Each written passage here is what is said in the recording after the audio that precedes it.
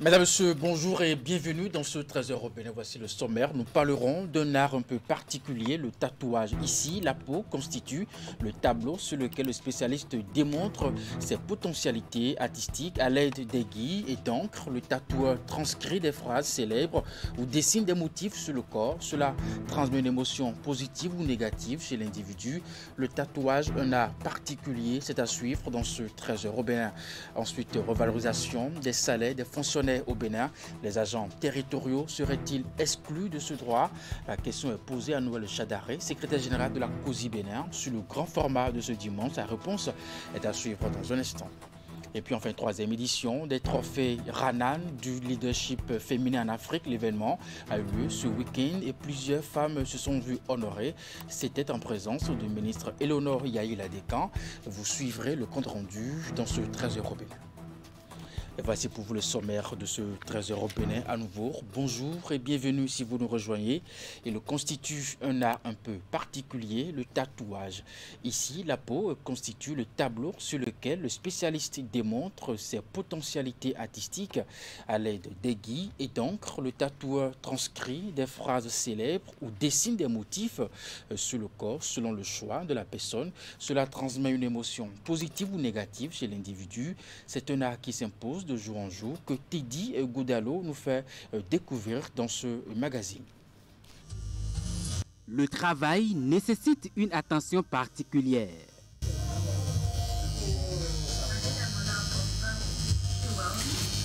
Et quand ce principe est respecté, voici le résultat. Le tatouage est un art parce que d'abord c'est un dessin et tout ce qui consiste à dessiner est appelé à être un art. Et ici, ça se fait pas avec des crayons, des pigments, avec des aiguilles. Donc la peau est comme un papier, un tableau qu'on peut graver dessus. Tout part du choix du motif du client.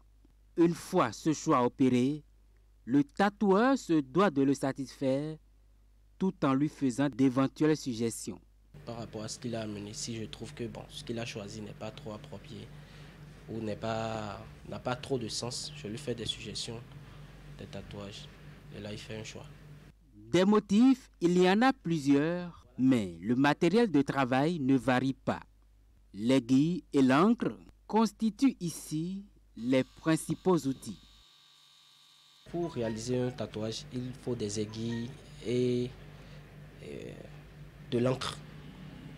Et les encres sont spécialement faits pour les tatouages. C'est des pigments spécialement faits pour le tatouage.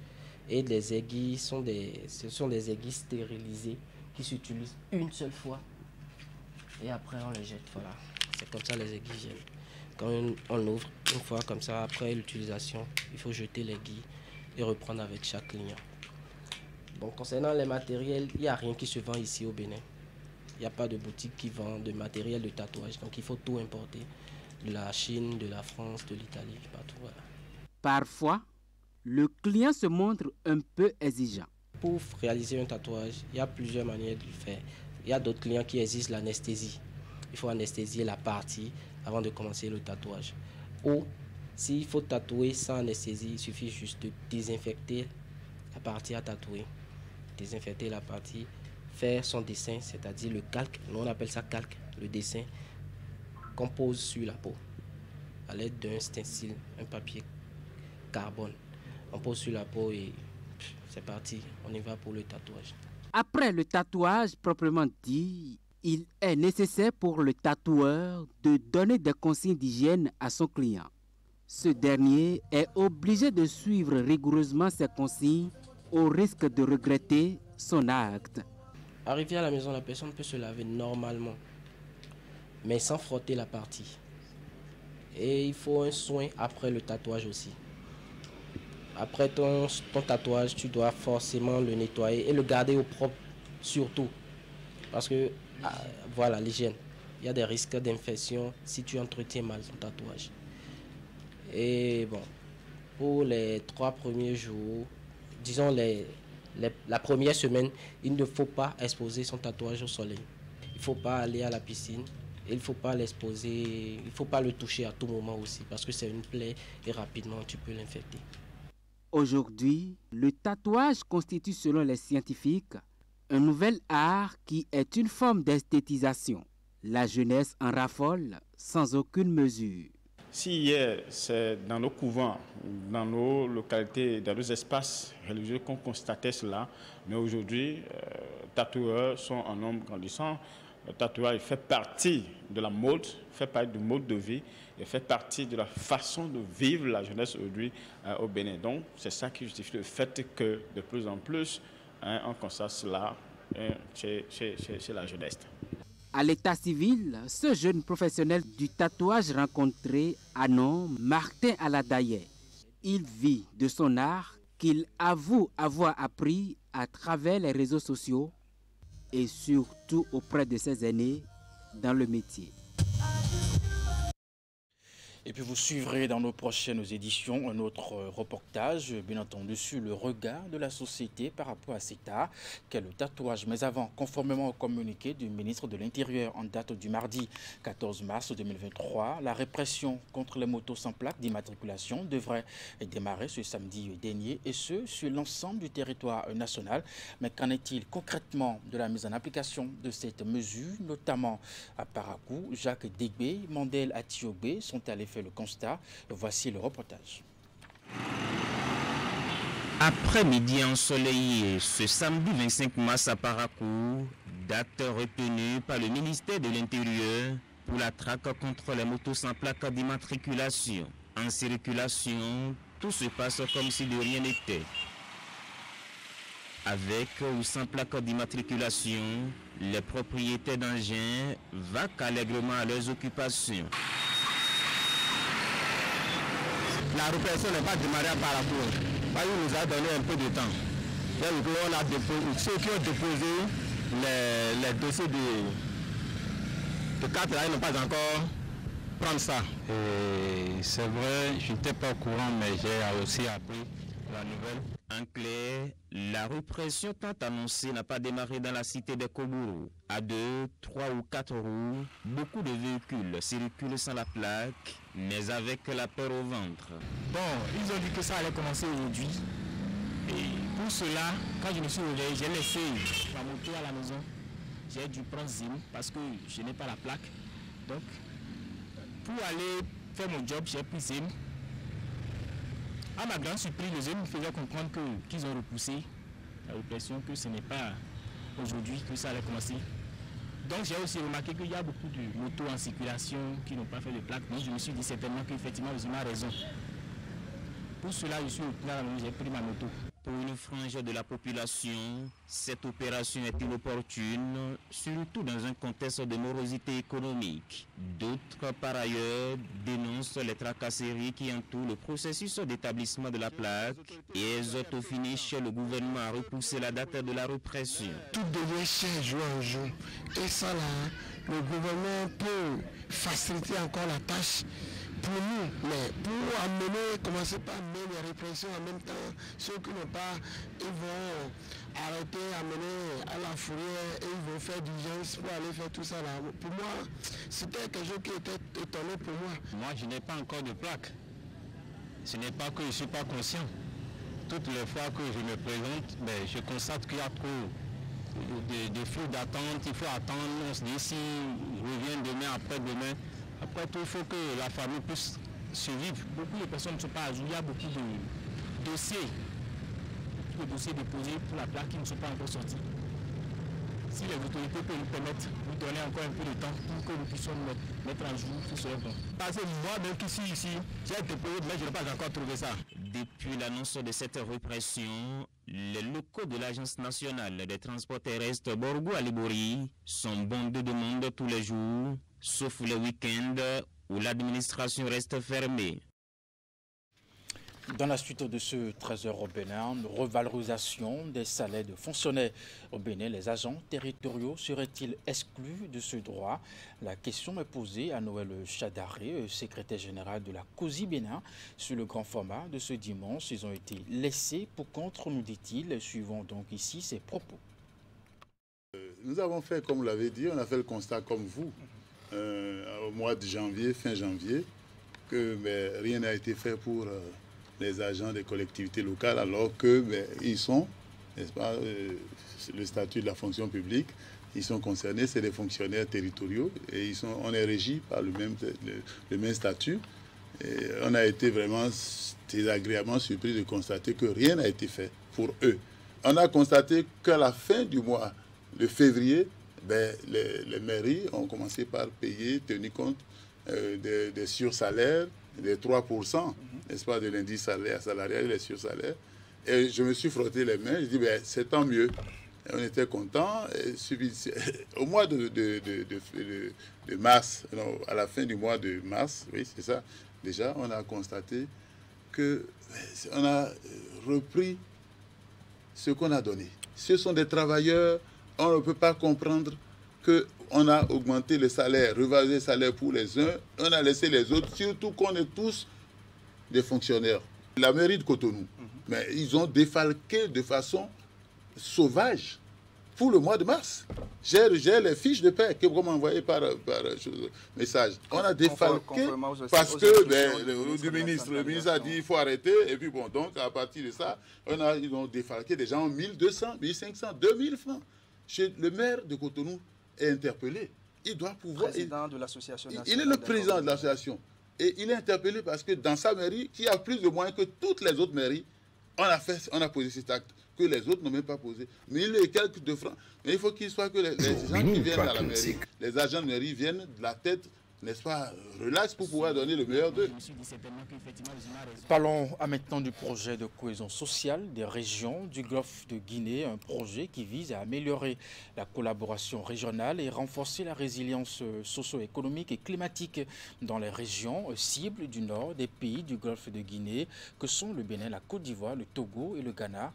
Au Bénin, le projet a pour zone d'intervention les communes des 4 départements du nord et justement, les acteurs opérationnels de ces mairies ont été outillés sur les procédures de calcul et de transfert des ressources dans le cadre de la mise en œuvre du projet. Voici le reportage.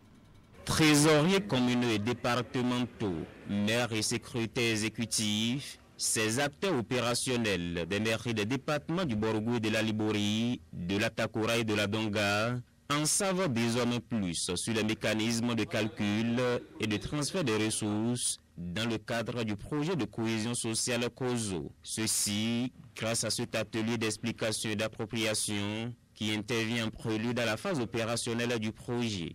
Le projet vise au renforcement de l'inclusion et de la cohésion sociale.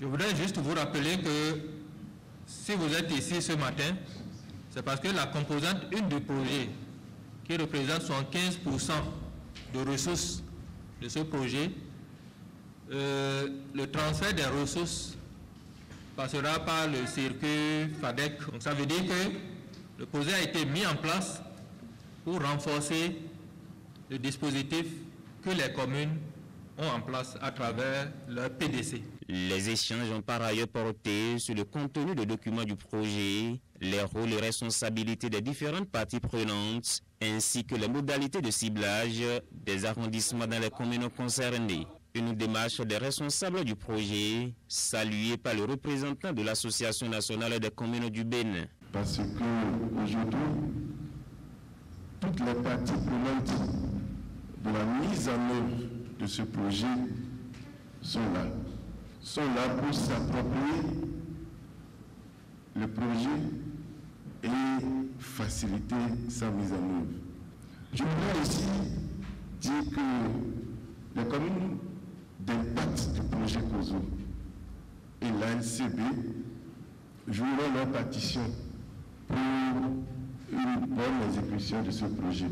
Présent dans les régions nord des pays du Golfe de Guinée, le projet COSO est en lien avec les politiques nationales et extérieures de développement. Ces domaines d'intervention sont entre autres le soutien à l'accès aux services de base, à l'agriculture, aux moyens de subsistance et à la jeunesse. Je voudrais exprimer la gratitude des populations et des maires au chef de l'État pour la mise en œuvre de ce projet qui aura un grand impact à travers le renforcement de la cohésion, de la résilience, de l'inclusion sociale de la paix et de la sincère collaboration au sein des communautés. Piloté par le ministère de l'économie et des finances, à travers un secrétariat technique à la coordination, le projet COSO a une durée de 5 ans, de 2022 à 2027, et est financé par la Banque mondiale à hauteur de 60 milliards de francs CFA.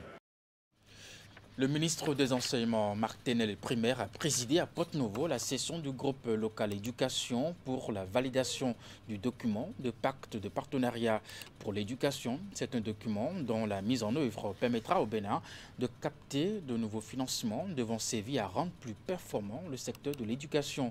Le point de l'ouverture des travaux dans ce reportage. Au menu de cette session extraordinaire du groupe local éducation, présidé par le ministre des Enseignements maternels et primaires, la validation du document de pacte de partenariat pour la mobilisation des financements annoncés par le Partenariat mondial pour l'éducation.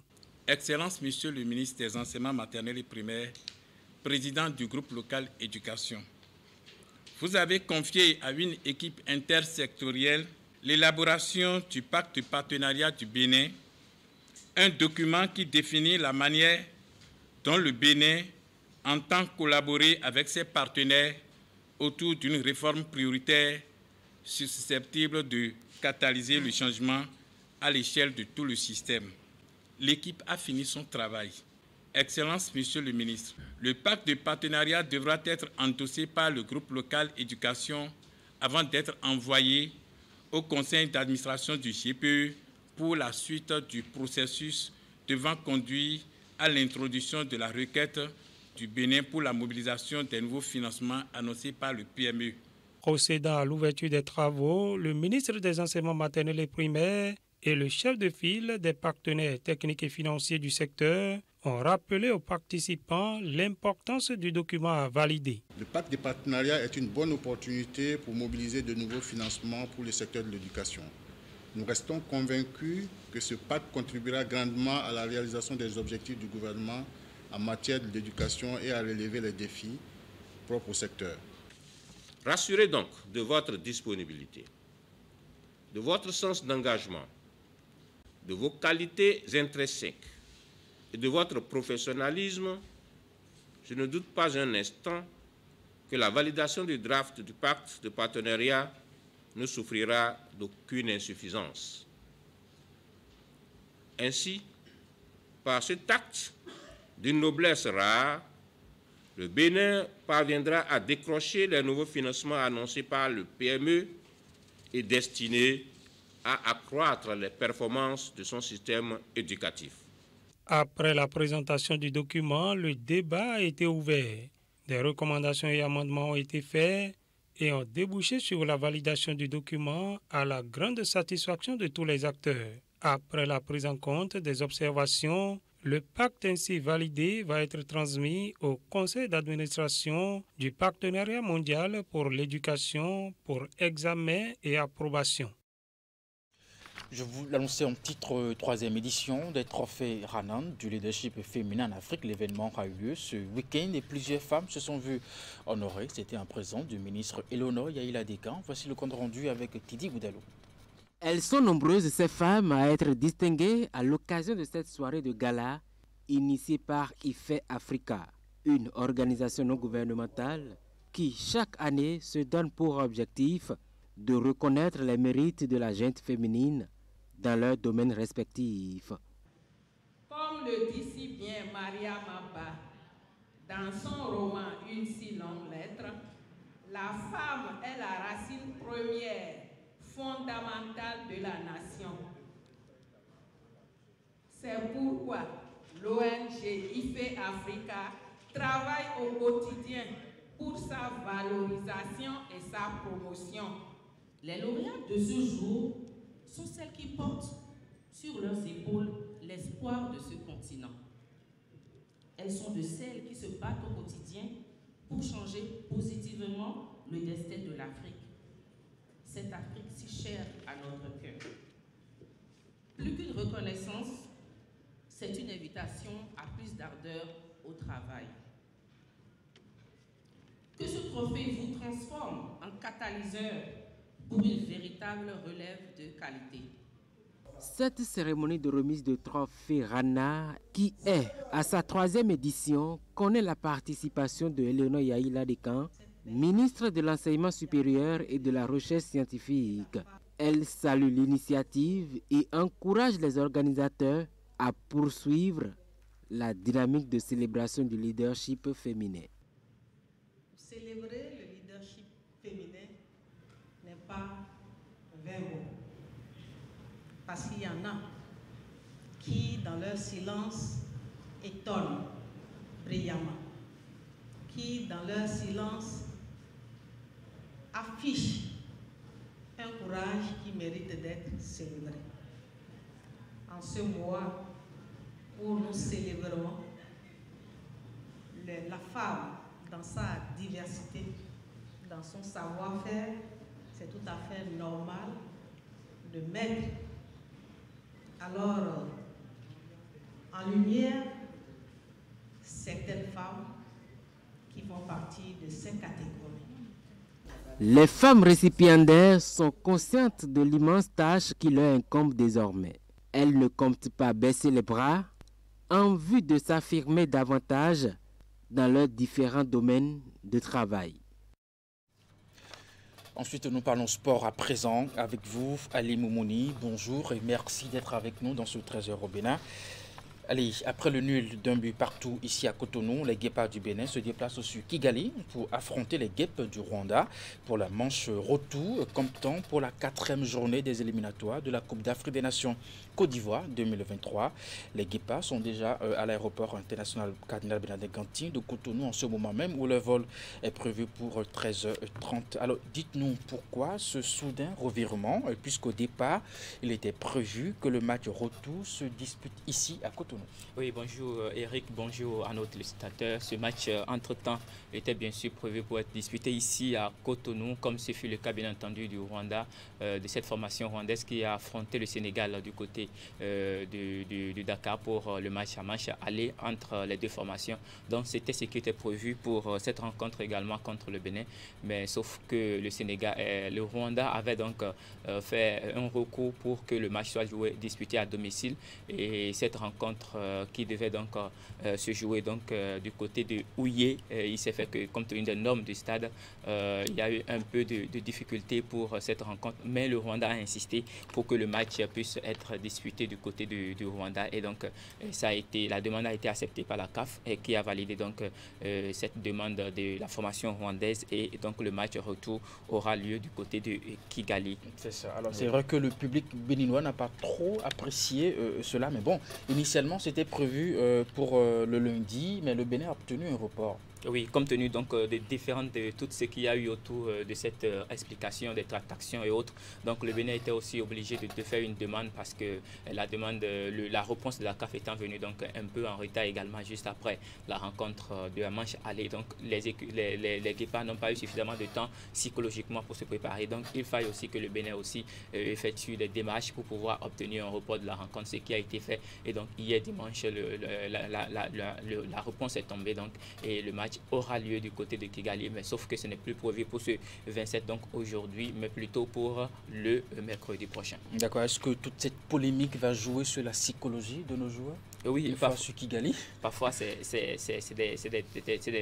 des points essentiels aussi à tenir compte, dont il faut prendre en compte pour ces différentes explications, parce que psychologiquement, et c'est justement à juste titre que le Bénin a effectué cette démarche, et je crois que c'est la meilleure des choses à faire sur le plan administratif, et c'est ce qui a été fait. Donc je crois que ça va favoriser maintenant un tant soit peu le Bénin, puisque les Rwandais aussi, en faisant leur demande, s'attendaient à ce que le Bénin n'ait pas suffisamment de temps de préparation à leur arrivée, mais voilà, ce ne serait plus le cas. Le Bénin aura justement suffisamment de temps, puisque ce sera, pour ce qu'on a appris, les informations glanées, un vol direct sur Rwanda, et donc ils pourront certainement être au Rwanda aujourd'hui, et demain ils auront suffisamment de temps de repos pour pouvoir se préparer, donc faire la reconnaissance de pelouse demain dans l'après-midi, et puis avant la rencontre prévue pour le mercredi prochain. Merci à vous, Ali Mouni, pour toutes ces informations. Je rappelle qu'après le nul d'un but partout, ici à Cotonou, les Guépards du Bénin se déplacent sur Kigali pour affronter les Guêpes du Rwanda pour la manche retour, comme temps pour la 4e journée des éliminatoires de la Coupe d'Afrique des Nations Côte d'Ivoire 2023. Les Guépards sont déjà à l'aéroport international Cardinal Bernardin Gantin de Cotonou, où le vol est prévu pour 13h30.